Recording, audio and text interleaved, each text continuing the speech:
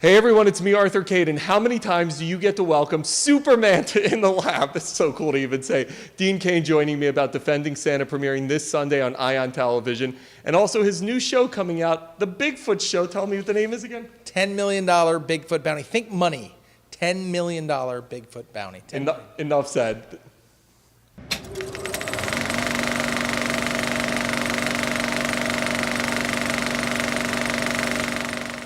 Hey everyone, it's me, Arthur Cade. How do you not feel insecure when you're sitting next to Superman? I mean, it's like, how many times a day does somebody come up and say, instead of Dean Cain, Superman?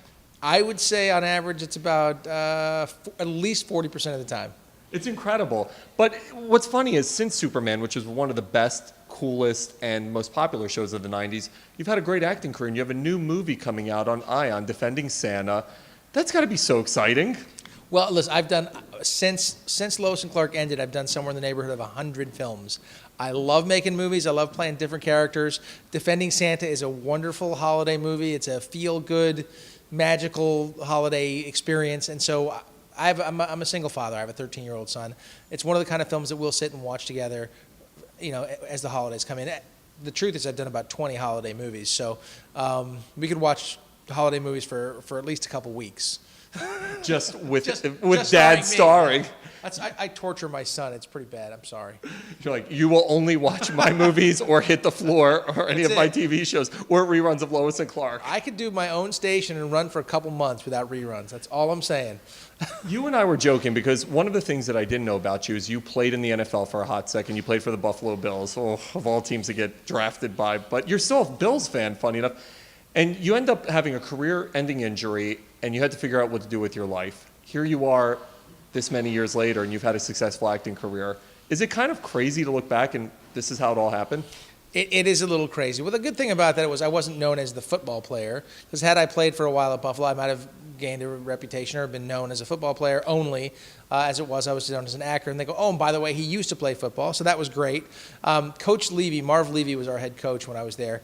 And a couple years after I was out of the league and I started playing Superman and doing this thing, Coach was talking to the team. He was addressing the team. He goes, it's tough to make it here. It's tough to be a professional football player. It's tough to be a Buffalo Bill. In fact, we cut Superman. That was it. So it's a nice transition.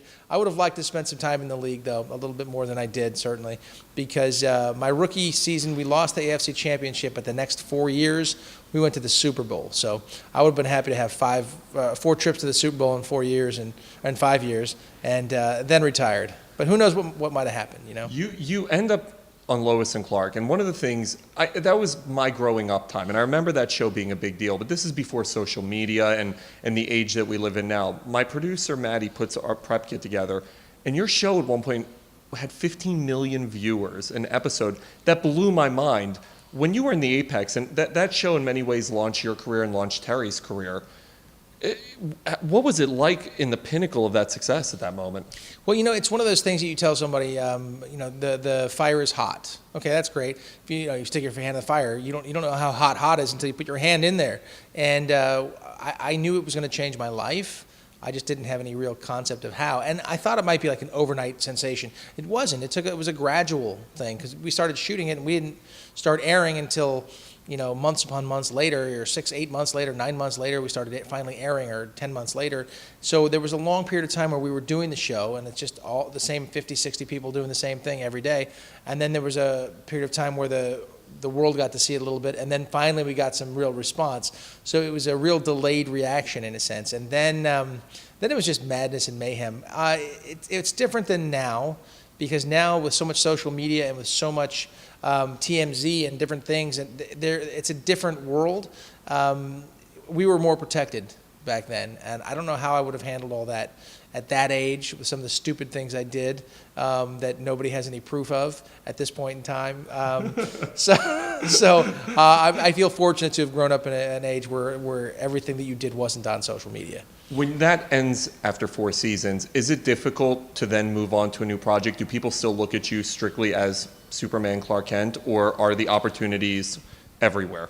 Well, certainly at that time, branding wasn't a big thing then. Branding wasn't, you know, people weren't branding their products and going out and being Kardashians or things like that. Had that happened, I'd probably be retired now. But no, I was very happy that the show ended because I was very tired. I loved doing the show. We were going to do a fifth season, and we ended up not doing it. Terry got pregnant, couldn't work, and we were picked up for a fifth season. We were going to make a fifth season. As it was, the show kind of ended abruptly. We didn't get a chance to finish what we were doing, which was a little disconcerting. I wish we had. I wish we'd have done our fifth season. But I was happy because I wanted to rest. I wanted to move on to different things, try something else. At the same time, I was terrified to try something else because I'd been playing this one character for so long, and I was very comfortable in his skin. I didn't know how that would translate when I tried to play a different character. I had been doing that same thing for so long. So it was a little terrifying in that respect, too. Speaking of different characters, you're playing a sheriff in Defending Santa, and the sheriff finds someone who claims after a year-long coma, pretty much approaching the holidays, that he is Santa, and you don't believe him, but your daughter in the movie is convincing you that he is Santa without giving away what the ending is. When you create these characters, it's obviously much more joyous and more fun. Is there a certain liberation behind having that fun as a character? Well, every character that you play, I believe, at least for me, there's bits and pieces of you in it. So you can bring a lot of yourself into these characters and bits of fun. When it comes to the magic of the holidays and that sort of thing, playing a sheriff and he's a widower and seeing sort of like, I've never had a daughter, I have a son, but having to deal with a daughter, that's a whole different thing, and you're a little bit uncomfortable, and you don't know how to explain certain things, and then you see things through her eyes, and she's like, of course he's Santa. And I'm like, well, honey, it doesn't work that way. And doing things like that, being a parent, it's very fun for me to pull from my parenting skills and pop that into the character. But, I don't know, I think I think you just steal bits and pieces of either people you know or bits and pieces that live inside yourself when you're playing a character. So liberating, I don't know. I didn't get to do too much too liberating in this film, but I really drew upon my experiences as a parent. Having played a superhero, we're now seeing an explosion, and I'm a huge fan of it. From the Avengers to Batman to Man of Steel, obviously with the new Superman. Is it incredible to see, having been in that genre and being known for that genre, to see this explosion that we're seeing now with the superhero genre? Absolutely. I wish I'd have caught that in the apex too. I mean, I think guys like Robert Downey Jr. He's done such a great job with Iron Man. The fun and then the action and then the seriousness all sort of mixed together. That's my favorite genre to watch and to be a part of. And so to watch that, it's amazing to see it. I think a lot of it owes a big thank you to Robert. I think the Tobey Maguire stuff with Spider-Man was another bit that was bringing it out. That was great. But all these things that go on in these are all moments. Honestly, most of them are moments that we played on Lois and Clark. So I'm like, hey, we did something similar to that. It didn't look that cool, but we played those similar moments in our scaled-down television version. So I enjoy seeing it happen. The Avengers was fantastic. I hope that Batman versus Superman turns out to be a wonderful thing for DC Comics because they're getting their butts kicked by Marvel right now. Yes, they are. What also is fascinating to me is I interview so many actors who are known for one specific role, and they hate being known for one specific role. It seems to me, because I can hear it in your voice, I feel like you're totally happy that the Superman was part of your career. Absolutely. I mean, everybody, when you speak to your friends, you're talking about this, if you say, oh yeah, Superman came through, I wouldn't take offense at that because I was a well-known character playing that. People do, though, Dean. It's crazy to David me. Schwimmer comes by and you go, oh, there goes Ross. He might get ticked off. I don't know. That's a great example. But he might fall down on his bank account and go, that doesn't hurt that much. I don't know. I don't mind it for a second. You'll still call, Clint Eastwood Dirty Harry. I mean, there's being roped into part of that character and being identified as that, I don't think that's a problem at all. I don't mind it in the least. If it stopped me from getting jobs, then I'd have a problem, but I haven't had trouble getting work, so I'm okay with it. You have another project. I had one of your co-stars in here who I loved, Charlotte Ross on Hit the Floor. She was singing your praises, by the way. She's like, Dean is the greatest guy on the planet. Talk to me about the VH1 show. Hit the Floor is a fantastic show. Charlotte's not returning with this second season. I don't know. Oh, I had her at the beginning of the first season.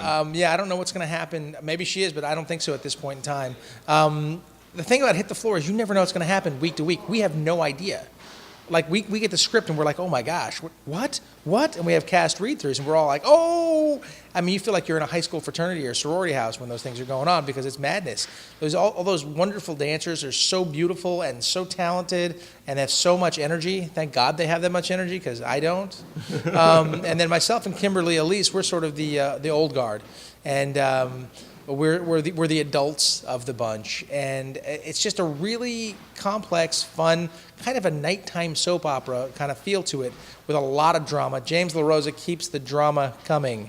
There is no doubt. We never know what's going to happen. I mean, we really don't. So I hope that I make it through season 2. We'll see what happens. We're killing off people left and right. People are jumping off of bridges. I mean, who knows what goes on? It's kind of madness. Besides defending Santa and Hit the Floor, what's next for Dean Cain? Well, I also have the $10 million Bigfoot bounty coming out in January. I host this show. It's basically it's as simple as it sounds. $10 million if you can prove the existence of Bigfoot. And we have 9 groups of 2, 9 teams of 2. Awesome. We take them out. We were in 4 different states. We were all over the place. I started the show pretty much as a skeptic, thinking, really. But the truth is, we probably discover 10 to 15,000 new species a year in the world. Not all primates, of course. We get a couple of those every now and again. And we had scientists with us. It was a major deal. I'm less of a skeptic now than I was. That's all I can say about that. And whether or not someone wins the $10 million, you're going to have to tune in. It's one of the largest purses in television history, so it's a lot of fun. You never mentioned the network. So what it's network? It's Spike TV. It's The on best. Spike, and it starts airing January 10th. Congratulations, man. It's interesting because you never know if somebody's going to be a great interview or not so great interview. You're a great interview, man. I Thank like you. that. And you've had a long day, and your energy today was phenomenal. So thank you. Make sure to check out Dean this Sunday on Ion in Defending Santa, and his new show coming out in January, Searching for Bigfoot. How cool is that? $10 million Bigfoot bounty. Just $10 million. Find him. I'm $10 million. I'm ready to go be on that show right now. I don't Let's care go. if you guys filmed. I'll go find Bigfoot for $10 million. It's pretty remote, but let's go. Listen, $10 million, I'll probably jump off the Empire State Building. Kate out.